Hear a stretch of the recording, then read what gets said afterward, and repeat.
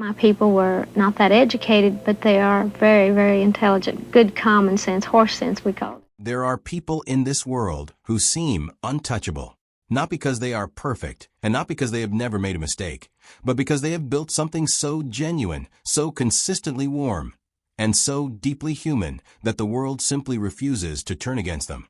Dolly Parton is one of those people. For more than 5 decades, she has navigated the most brutal industry on earth, an industry that chews up legends and spits them out before the ink on their record deals is even dry, and she has done it without ever once becoming the villain of anyone's story. She has outlasted trends, survived scandals that destroyed people around her, and maintained a reputation for kindness, so ironclad that even her harshest critics struggle to find a genuine grievance against her. She built that reputation one careful, intentional decision at a time, and the most important of those decisions was always the same one. Stay out of the fight. Smile at everyone. Love without condition. Judge no one. For 50 years, that formula worked without a single serious crack. She moved through cultural earthquakes and industry implosions with a kind of grace that looked effortless from the outside but required, if you paid close enough attention, an almost superhuman level of discipline and emotional intelligence. And then came Kid Rock, a viral video, a destroyed case of beer, a nation already divided right down the middle, and a controversy so loud and so fast-moving that even Dolly Parton's famous armor started showing its first real dents. What happened next, what Dolly said publicly when she finally could no longer stay silent, and what it revealed about who she truly is beneath all that rhinestone and southern charm, is a story that goes far deeper than a celebrity feud or a culture war headline. It is a story about the price of staying human in a world that has decided humanity is no longer complicated enough to be worth protecting. To understand how Dolly Parton ended up at the center of one of the most polarizing controversies of 2023, you have to go back to a moment of unexpected professional discomfort that set everything in motion. In 2022, Dolly Parton was inducted into the Rock and Roll Hall of Fame, and the announcement lit up the music world instantly. Fans celebrated across social media. The press ran glowing features. Fellow artists lined up to offer congratulations. But Dolly herself was deeply, genuinely uncomfortable with the honor, and she said so with a candor that most celebrities in her position would never dare to offer publicly. She had spent her entire career in country music. She had built her identity, her sound, her fan base, and her legacy entirely within that world. Country music had its own hall of fame, its own traditions, its own way of measuring greatness, and Dolly had already earned her place there many times over. The Rock and Roll Hall of Fame felt like someone else's house, and she did not feel right walking in through the front door uninvited. She formally asked to have her name removed from consideration, explaining publicly and without embarrassment that she had not made a rock album and therefore did not feel she had earned the distinction. The Hall of Fame refused. They told her that her songwriting had influenced rock artists across multiple generations, that her spirit and her artistry belonged in that conversation regardless of genre labels, and that they were not going to pull her name from the ballot simply because she was being modest. She accepted the induction with her trademark grace and her trademark humor, standing on that stage in Los Angeles on November 5, 2022, and telling the crowd with a wide smile that she supposed she was a rock star now. The audience laughed and applauded, and the moment became one of those effortlessly charming Dolly Parton moments that people clip and share for years. But Dolly was not entirely joking, and the people who knew her well understood that. Something had been genuinely lit inside her. She had been handed a label she did not feel she deserved, and the only way she knew how to make peace with that feeling was to go out and earn it honestly.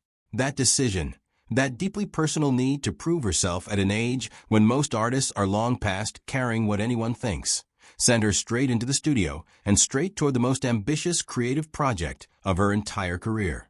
The album she created was called Rockstar, and it announced from its very first track that Dolly Parton was done playing it safe. 30 tracks, each one a collaboration with a different artist, spanning decades of rock history and pulling together voices that had never appeared alongside hers before. It was a record that required an almost reckless level of creative confidence, the kind that only comes from someone who has already proven everything and now has the freedom to risk it all on something that might not work. She reached out to legends she had admired from a distance for years and to newer voices who represented where rock music was heading. She built the album song by song, collaboration by collaboration, and somewhere in that long process of reaching out and connecting and creating, she landed on a name that surprised even some of the people closest to her: Kid Rock. The two of them had orbited each other for years, crossing paths at industry events and country music gatherings, never quite landing in the same creative space long enough to make something together. Dolly had always noticed something about him that she respected, even when his behavior made that respect complicated. He had a raw energy that was impossible to manufacture. He refused to be categorized by anyone. He existed loudly and defiantly in a music industry that was constantly trying to file everyone into neat little boxes, and that refusal to be contained was something Dolly understood on a very personal level. Even if their methods of expressing it could not have been more different. She thought he would be exactly right for a song she had written called Either or, a track about a woman in a toxic relationship who has finally reached the moment of clarity, where she sees her partner clearly for the first time and understands that she deserves better. The subject matter was classic country storytelling at its most honest, but the sound Dolly had in mind for the track was something grittier and more confrontational than anything polished studio production could deliver. She sent Kid Rock the demo. He listened. He said yes. They went into the studio together, and when the recording was finished, the result was something genuinely unexpected. Kid Rock's rough, unpolished voice, sitting directly against Dolly's sweet Tennessee harmonies, created a contrast that was jarring on first listen and completely undeniable by the third. It worked because it was honest in a way that careful, calculated music rarely manages to be. He played the man who destroys things without thinking about the cost. She played the woman who finally stops paying that cost for him. The contrast was not accidental. It was the entire point. When the session was done, Dolly moved on to the rest of her enormous album. 30 tracks requiring 30 different creative conversations, completely unaware that the decision she had just made in that recording studio was going to follow her into every interview, every red carpet, and every public appearance for years to come. Rockstar was released on November 17, 2023, and the commercial response was nothing short of staggering. The album topped 6 separate Billboard charts simultaneously, including both the Top Rock Albums chart and the Top Country Albums chart, a combination that had almost never been achieved across the history of either genre by any single artist. It was the biggest sales week Dolly Parton had experienced in a career that stretched all the way back to the 1960s, and that fact requires a genuine pause to absorb fully. She was in her late 70s. She was achieving the most commercially successful moment of her entire professional life. She was doing things that artists half her age could not replicate, and doing them on a 30-track rock record that no one in the industry had believed she could actually pull off. The world looked at Dolly Parton in those weeks after the release and saw confirmation of everything they had always believed about her, that she was limitless, that she was ageless, that she was simply built differently from everyone else. But the success did not arrive alone. It arrived wrapped in a problem that had been building for months, and that grew louder and more urgent with every passing day. Because by the time Rockstar hit shelves, Kid Rock's name had become impossible to separate from a controversy that had consumed both conservative and progressive media with an intensity that neither side showed any signs of releasing. Earlier that same year, on April 3, 2023, Kid Rock had posted a short video to his social media accounts that went viral within hours of appearing online. In the clip, he stood near a lake with several cases of Bud Light arranged on a table in the distance. He made a brief comment about feeling playful, raised a firearm, and proceeded to shoot the cases multiple times, destroying them completely on camera. Then he directed a profanity-laced insult at Bud Light and its parent company Anheuser-Busch, wished his viewers a terrific day with the casual cheerfulness of someone who had just done something completely ordinary, and walked off. The video was not ordinary. The reason behind it was a marketing partnership that Bud Light had formed with Dylan Mulvaney, a transgender social media influencer who had spent months publicly documenting her transition journey, and who had been sent a custom-branded, can buy the company as a personal gift to celebrate a milestone in that journey. She shared the gift with her followers. Conservative media treated the partnership as a provocation. A boycott movement spread with a speed that caught the brand entirely off guard. People filmed themselves pouring the product down drains and posted the videos online. Stores reported significant and sustained drops in sales that lasted for months.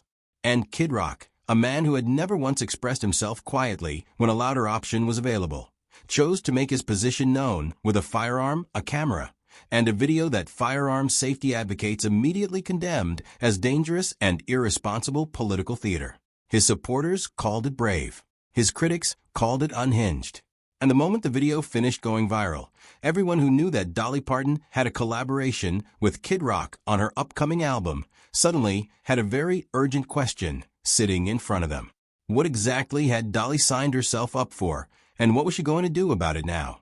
The questions came from every direction, and they came fast. Fans who had loved Dolly Parton their entire lives wanted to know if she had been aware of Kid Rock's long history of controversy before she invited him into her creative space. They wanted to know if she had seen the Bud Light video and what her honest reaction to it had been. They wanted to know whether collaborating with him meant she agreed with him, endorsed him, or at the very minimum simply did not care about the communities his words and actions had repeatedly hurt. And the pressure was made significantly more complicated by the fact that the Bud Light video was not an isolated incident in Kid Rock's public life. It was simply the most recent entry in a history of provocations that stretched back 2 decades. At the 2004 Super Bowl halftime show, watched by tens of millions of families, including children, he had cut a hole in an American flag and worn it as a poncho during his performance before throwing it into the crowd. Veterans organizations filed formal complaints and demanded accountability. He said he meant no disrespect and offered nothing further. In 2007, at the MTV Video Music Awards, he had engaged in a physical altercation with Tommy Lee, the drummer for Motley Crue, that was captured on camera and broadcast immediately to a global audience. He was cited for misdemeanor battery. In a 2015 Rolling Stone interview, he made dismissive and crude public remarks about Beyoncé that were widely condemned as disrespectful to one of the most accomplished artists of her generation. He had insulted Colin Kaepernick by name from a concert stage in 2016 during one of the most emotionally charged moments in the national debate about racial justice and police brutality. He had staged a fake Senate campaign in 2017, generating weeks of serious media coverage before admitting it was entirely a publicity stunt tied to an album release, an admission that made him look less like a provocateur and more like someone willing to exploit the democratic process for personal marketing benefit.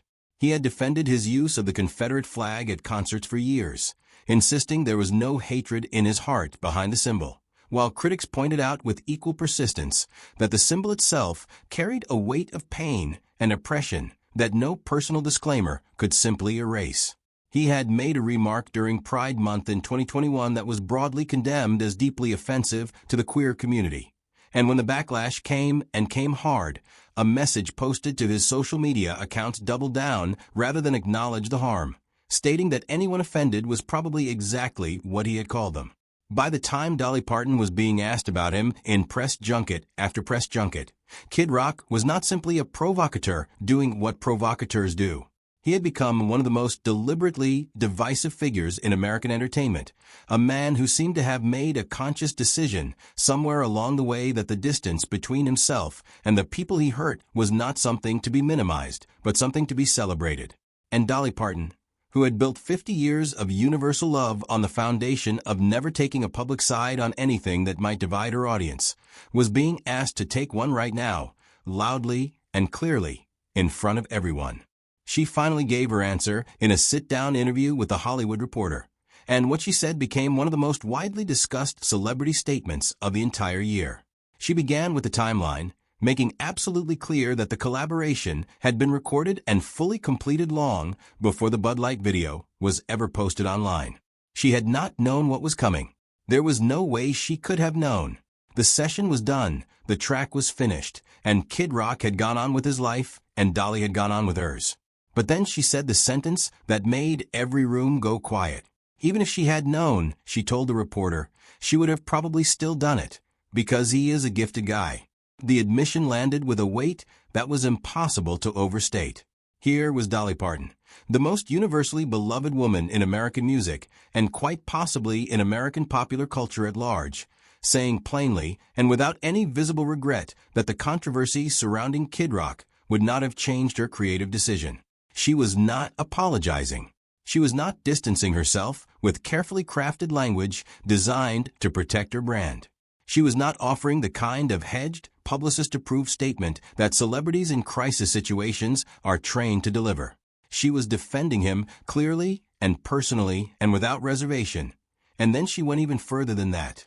She talked about what she called the God way of loving people, explaining with the patience of someone who had thought about this for a very long time that her capacity to love one person had never diminished her capacity to love another, and that her love for Kid Rock did not mean she had stopped loving the people who were angry at him or hurt by him.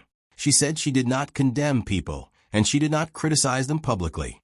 She accepted them, and she loved them, all of them, even the ones the world had already decided were beyond accepting. She described cancel culture with the quiet authority of someone who found it genuinely troubling, not as a political statement, but as a reflection of something she believed was broken in the way human beings were treating each other. She said that everyone makes mistakes, that not everyone gets caught making them, and that when someone does get caught, the judgment that follows is very often more about the audience's need to feel righteous than it is about anything resembling justice or truth. She pointed to her Christian faith as the foundation of every bit of it, explaining that the role of final judge in her understanding of the universe belonged to God and not to people, and that if God was prepared to extend forgiveness, then she was prepared to extend it too, and she believed with genuine conviction that everyone else should be trying to do the same. She was not pretending that bad behavior did not exist or that it carried no consequences. She was saying that the response to it mattered just as much as the behavior itself, and that choosing condemnation over forgiveness was a choice she was personally unwilling to make about anyone. What Dolly Parton revealed in that Hollywood Reporter interview was not simply a position on Kid Rock or a defense of a creative decision that had generated uncomfortable headlines. It was a complete and fully articulated philosophy of human nature that she has been living by every single day of her adult life, one that most people claim to admire in the abstract and quietly abandon the moment it cost them something real and public and measurable. The interview moved well beyond Kid Rock into territory that filled in even more of the picture. She was asked about other artists in country music whose work had ignited heated political debates, and she responded with the same generous, uncomplicated openness she had extended toward Kid Rock, saying that everyone had the right to sing what they genuinely felt, and that country music had always been built on exactly that principle, the freedom to tell the truth of your own experience, even when that truth made other people deeply uncomfortable. She talked about the growing diversity within the genre with warmth that did not feel performed or calculated, welcoming voices and perspectives that traditional country music had historically excluded, because in her understanding of what country music was and had always been, it belonged to anyone who had ever struggled, survived something hard, or felt a pain that did not go away just because you stopped thinking about it. She was asked about her own politically charged lyrics on Rockstar, specifically a track called World on Fire that took direct aim at politicians across the entire spectrum, singing about greed and dishonesty and the failure of people in power to tell the truth or make change that actually mattered to actual people. When the reporter asked whether any specific political figure was the target, she said without hesitation that it was about all of them. Not one party, not one administration, all of them. None of them were trying hard enough. And she reminded people of something she had demonstrated twice already with her actions, that she had declined the Presidential Medal of Freedom on 2 separate occasions, once when Donald Trump offered it and once when Joe Biden offered it, because she was not willing to stand beside any president and allow her image, her name, and her reputation to function as a political endorsement for anyone.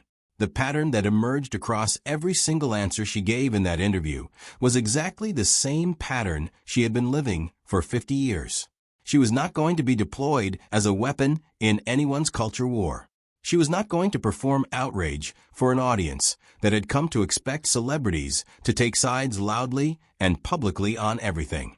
She was going to do what she had always done, which was love the people in front of her, make the music that was in her, and leave the final judgments to someone with the wisdom and the authority to make them fairly. The Rockstar album continued to sell. The controversy surrounding Kid Rock faded at the pace all controversies eventually fade. And Dolly Parton walked out of the entire episode exactly as she had walked into it, still standing, still beloved, still completely and stubbornly and magnificently herself. In a cultural moment that demands constant performance of outrage and constant public declarations of loyalty to one side or the other, she chose something rarer and considerably harder. She chose to remain fully, unapologetically human. She chose to hold the complexity of a person like Kid Rock, talented and genuinely troubling at the same time, without needing to resolve that complexity into something simpler and more comfortable for everyone watching. And in doing so, she reminded everyone paying attention of the thing about Dolly Parton that has always been the most difficult to explain and the most impossible to replicate. It is not the voice, extraordinary as it is. It is not the songwriting, brilliant as it has always been. It is not the business empire or the philanthropy or the theme park or the book program that has put tens of millions of free books into the hands of children who needed them. It is the fact that she has somehow, across 50 years of public life in the most unforgiving industry on earth, managed to stay genuinely, completely, unreservedly kind without ever once letting that kindness become weakness or naivety or an excuse to look away from difficult truths. That is the thing no one has ever quite figured out how to take away from her. And judging by everything she said in that interview, no one ever will.